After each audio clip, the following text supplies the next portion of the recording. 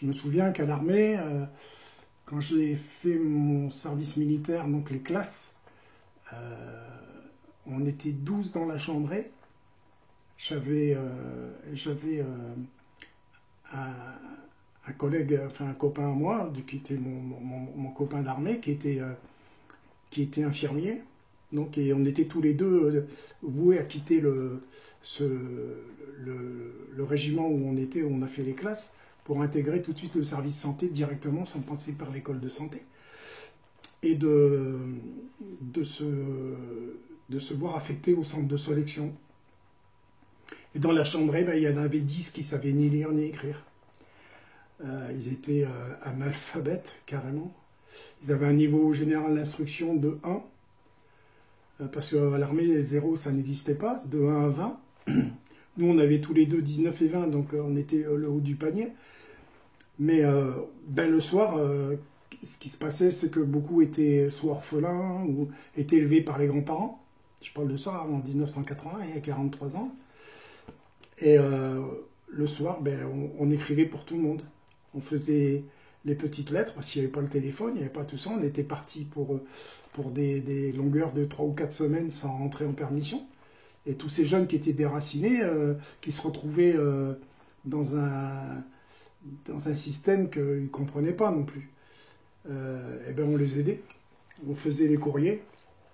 Donc, tous les soirs, chacun on prenait un ou deux, et puis on écrivait des cartes ou des petites lettres aux grands-mères, aux parents, et voilà. Donc, à ce niveau-là, j'ai aussi fait ma part. Mais maintenant, bon, l'armée, en gros, à l'armée, il y avait 25, pour le Nord-Pas-de-Calais, hein, il y avait 25% d'analphabètes. C'est-à-dire qu'il y avait 25% des jeunes qui avaient un niveau d'instruction de 1. Donc, à peine lire et écrire, quoi. Donc, c'était énorme. Maintenant, je pense que c'est... si on avait encore les mêmes tests psychotechniques, ça serait pire, quoi. Ça ne s'est pas amélioré, hein. Parce qu'encore avant, les jeunes apprenaient tant bien que mal dans le primaire, apprenaient à lire et à écrire. C'était pas des super doués. Mais quand vous voyez maintenant un jeune faire une lettre ou une bafouille, pire sur les réseaux sociaux, quand vous voyez des messages avec un mot, une faute, moi ça va, quoi. Il arrive un moment, j'en peux plus, quoi. Donc c'est pour ça que les profs, quelquefois, je leur dis chapeau, et pas chapeau, parce que qu'est-ce que vous avez foutu pour en faire des ignares, quoi. Je veux dire, c'est vrai que c'est pas facile. L'enseignement, c'est pas facile. D'ailleurs, c'est une chose que j'aurais pas pu faire. Franchement, je leur tire mon chapeau parce que nous aussi, jeunes, on était durs avec eux, mais on avait le respect, quoi. Maintenant, il n'y a plus rien, quoi. Il n'y a ni respect, ni rien. Enfin, quand je vois des images, je ne sais pas si c'est de la comédie ou dans des films, comment les élèves se tiennent en classe, j'ose imaginer que si j'étais, moi, à leur place, ça ne se passerait pas comme ça. Donc, j'aurais pas pu tenir. Ou alors, il y aurait eu des morts. Et ça aurait clashé quelque part, quoi. C'est pas possible. On ne peut pas laisser faire ça. Mon beau-frère me disait une fois, oui, parents d'élèves, pourtant école privée, oui, je comprends pas, mon fils il a 16 ans, il sait à peine lire et écrire. Mon beau-frère, je crois qu'une fois il leur a dit à un, parce que vraiment il en pouvait plus, écoutez, ça fait 16 ans que vous en avez fait un abruti, c'est pas moi en un an qui va en faire un ingénieur. Donc c'est aussi la responsabilité des parents. C'est très important. Moi, j'avais pas de devoirs à la maison parce que je retenais tout. Les devoirs, j'essayais de les esquiver un peu, quoi. Et sauf quand je suis rentré en pension, mais je n'ai pas le souvenir d'avoir eu de problème à ce niveau-là, quoi. Maintenant, il y a du travail, hein. Moi, je crois que je baisserai les bras aussi, comme eux, quoi. Je baisserai les bras. On t'écoute depuis quelques heures. Et on s'aperçoit que tu as quand même, quand même des facilités particulières. Et tu Oui. parlais de ces jeunes qui étaient au service militaire et qui étaient analphabètes et qui étaient souvent élevés par les grands-parents, des fois loin de leurs parents et qui ne savaient pas ce qu'ils faisaient dans ce lieu. Qu'est-ce que ça produisait chez toi? Est-ce qu'il y avait des... Voilà, je ne veux pas en dire plus. Mais de toute façon, moi, j'ai toujours eu ce caractère de vouloir aider les gens, hein. Donc, ça tombait c'était naturel pour moi de leur rendre service si je pouvais, je leur rendais service. Bon, après, l'armée, c'est quand même une confrérie. On est tous dans le même sac, hein. Je sais que il n'y avait pas de, il n'y a plus de barrière, quoi.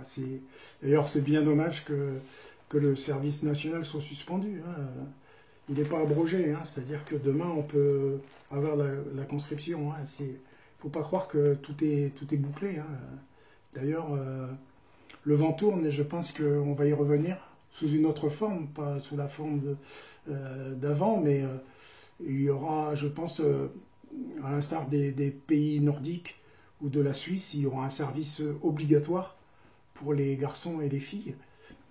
Et moi, je pense que c'est la meilleure solution pour sauver la jeunesse, pour sauver notre culture française et cet état d'esprit de fraternité, d'égalité. Et bien, ça peut passer, c'est comme la tenue vestimentaire à l'école, hein, quoi qu'on en dise. Liberté, égalité, fraternité, ça se retrouve dans ces valeurs. Et moi, je suis partisan à 1000% sous certaines formes, bien sûr, hein, pas non plus en faire un endroit pour passer du temps, quoi. Parce que l'armée, moi, je connais un tas de jeunes, enfin déjà de mon époque et puis bien après, qui s'en sont sortis grâce à l'armée française. Ils ont appris ce qu'ils n'avaient pas appris à l'école. Ils ont appris la discipline de vivre ensemble. Puis ils ont, bien sûr, pour beaucoup, appris un métier ou développé des connaissances qui l'ont amené à suivre une autre voie et trouver leur voie, justement. Pas uniquement dans l'arme, mais dans la maintenance, dans la mécanique, dans le transport. Pour moi, c'est exceptionnel. Maintenant, on va dépenser des milliards pour faire des plans de banlieue, des plans de... On commence par là, hein, on les prend, les jeunes. Ils font des conneries, on les prend 2 fois. Hein, c'est-à-dire qu'on les prend et on les lâche plus pendant 6 mois avec des gens qui vont leur apprendre ce que c'est que de vivre en société. Parce que là, il y a un gros souci. Le gros souci de la France, il est de tous les pays qui sont partis un peu en bibrine, hein, c'est parce qu'il n'y a pas cette émulation entre jeunes. Maintenant, c'est la compétition à celui qui va avoir la plus belle capuche. Wesh, wesh. Voilà, c'est pas ça la vie, hein, pas du tout. Hein. Ce que tu disais, qu'effectivement tu trouvais que peut-être un retour à l'uniforme et un peu plus de respect dans les classes, que ça pouvait être quelque chose qui pouvait faire une école plus solidaire, plus égalitaire, non? Ah oui, complètement, complètement. C'est indispensable. C'est comme mon point de vue sur l'armée française, sur le service militaire, sous une forme ou sous une forme civique ou plus militaire, c'est indispensable. Moi, je ne comprends pas. Je sais qu'à une époque, Ségolène Royal avait eu cette idée de remettre le service militaire, et aussi pour les délinquants, de les mettre dans des structures gérées par des militaires. Moi, je trouve que c'est le bœuf à bas, quoi. Si on commence à redonner, à cadrer les jeunes qui font des conneries, à les cadrer, pas les dénigrer, à les assommer ou les rendre encore plus cons qu'ils le sont, quoi. Je veux dire, c'est important de leur donner un cadre. Puisque les parents ne cadrent plus les gosses, les profs ne cadrent plus les gosses, et il n'y a plus rien, quoi. Ils sont à la vindicte des réseaux sociaux et des conneries, quoi. Alors ça commence par l'uniforme. À l'armée, c'est ça, hein, on arrive, on est en civil, on a les cheveux, enfin nous à l'époque on avait les cheveux comme ça, ou comme ça, ou Et puis, on passe chez le coiffeur, on rigole, on reconnaît plus personne. Et puis, c'est de là qu'on se dit, putain, on est tous dans le même bateau, allons-y, quoi. On va tous en chier, et puis, on fait ces classes, c'est difficile. Hein. Moi, j'ai eu des classes très, très, très dures. J'ai fait le peloton des élèves gradés. J'étais exempt parce que j'étais malade à l'époque, donc j'ai eu des problèmes cardiaques, donc j'étais en instance d'être plus ou moins réformé, mais je voulais pas être réformé. Donc j'ai dit, quand j'ai fait mon instruction, j'ai dit ok, moi ça je peux le faire, ça je peux pas faire, mais je le ferai quand même. Donc j'ai fait le peloton et on était 200, et j'ai fini deuxième, alors que j'étais exempt de tout. Mais bon, au tir, je mettais à 100 mètres, je mettais 5 balles dans 1 centimètre. Les cours de militaires, je les apprenais tellement facilement que je retenais tout. J'avais des facilités. Physiquement, pareil, quoi. Je suis allé marche commando, 18 km, sous la flotte, et sous le verglas. Je me souviens, ça a été chaud patate.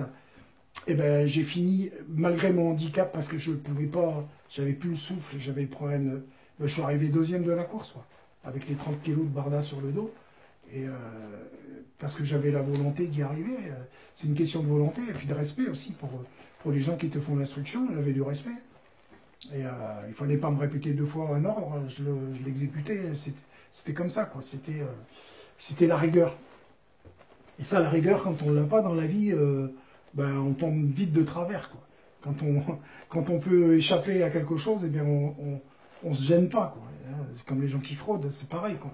Fraude un jour, fraude toujours. Hein. T'as beau te faire choper, t'as toujours le vice. Hein. C'est ça, quoi. Et moi, je trouve que l'uniforme, ça commence à l'école, ça se termine à l'armée. Je trouve ça complètement normal.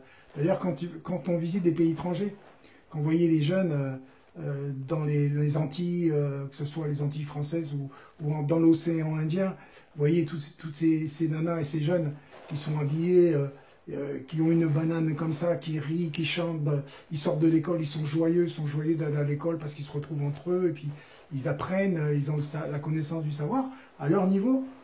Je dis chapeau, hein, je dis chapeau. Hein. Vous voyez pas ça en France, hein.